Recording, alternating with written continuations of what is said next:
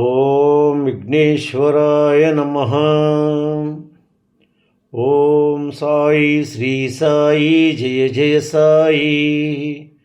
ఓం ఓం కాంతమ్మ, ఓంకారి కాంతమ్మ. అమ్మ కాంతమ్మ తల్లి గురించి అద్భుతమైన విషయాలను తెలుసుకోబోతున్నాము. మొదటిసారిగా ఈ వీడియో చూస్తున్న ప్రతి ఒక్కరూ సబ్స్క్రైబ్ చేసుకోండి, లైక్ చేసి షేర్ చేయండి. ప్రతి ఒక్కరూ భక్తి బంధువులు కండి అమ్మ ఒడిని చేరుకోండి. ప్రక్కనున్న బెల్ సింబల్ని నొక్కండి. మొదలు పెట్టుకుందామా?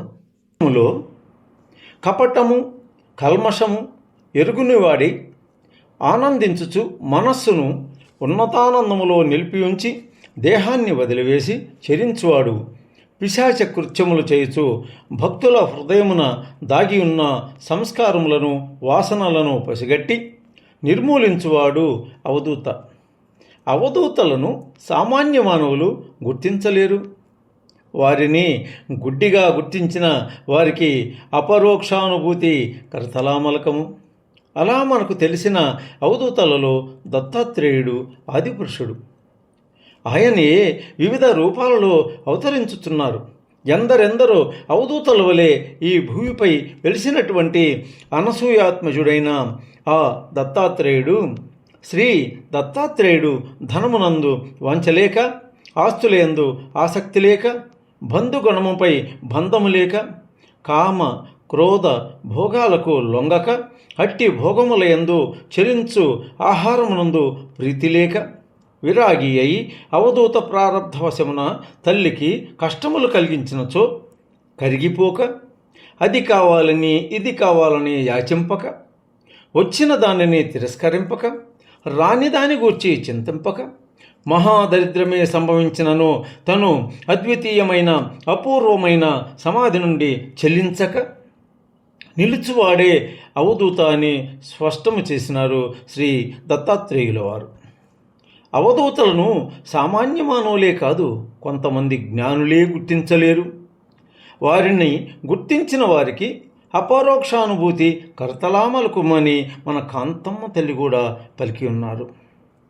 అలా మనకు తెలిసినంత వరకు అవధూతలకు ఆదిపురుషుడు శ్రీ శ్రీ శ్రీ అనసూయ అత్రి పుత్రుల వారు దత్తాత్రేయులే.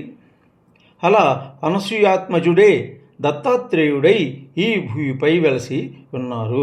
అట్టి ఉత్తముడైన దత్తాత్రేయుడు ఈ భూమిలో ఉన్నటువంటి భక్తులను రక్షించుచు తన అభయహస్తమును అందించుచున్నారు.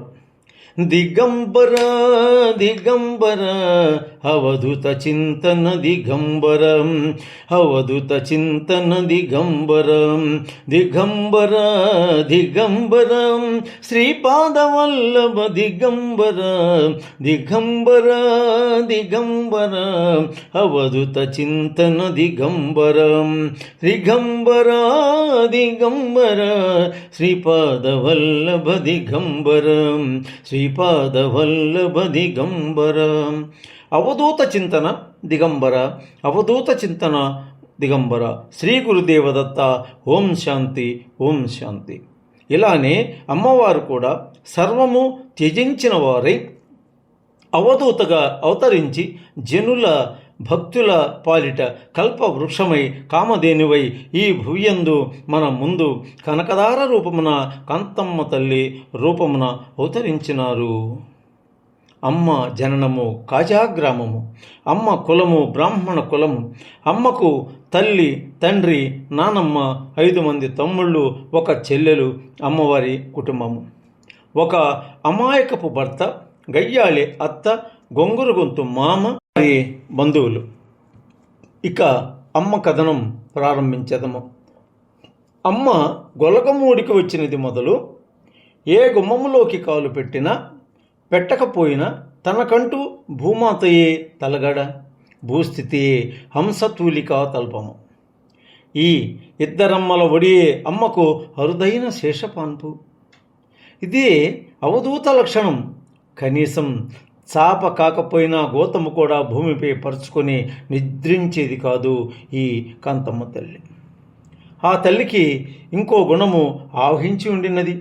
చిన్ముద్రధారి అయి ఆ తల్లి కండ్లు మూసుకొని అంతరదృష్టితో సచ్చిదానంద పరబ్రహ్మమును దర్శించు వేళలో, రోజులలో, రాత్రి పగలో సైతం కండ్లు మూసుకొని జరుగుతున్న దానిని, జరగబోదాన్ని గూర్చి నవ్వుకుంటూ తాను తన పక్కవారితో చెప్పడము, ఆశాపాశాలనడి పిశాచాదులను అణగదొక్కి తనలో తాను నవ్వుకుంటూ మాట్లాడుకుంటూ సర్వ దుఃఖములు కష్ట నష్టములు శరీరమునకే గాని మనోమనుగడకు కాదు అని భావించి అశరీరులై సదాచింతనకై బ్రహ్మానందమనడి మహాసముద్రములలో ఓలలాడువాడు అవధూత అని కాంతమ్మ తల్లి ఎన్నో విధముల తన భక్తులకు నేర్పించినది.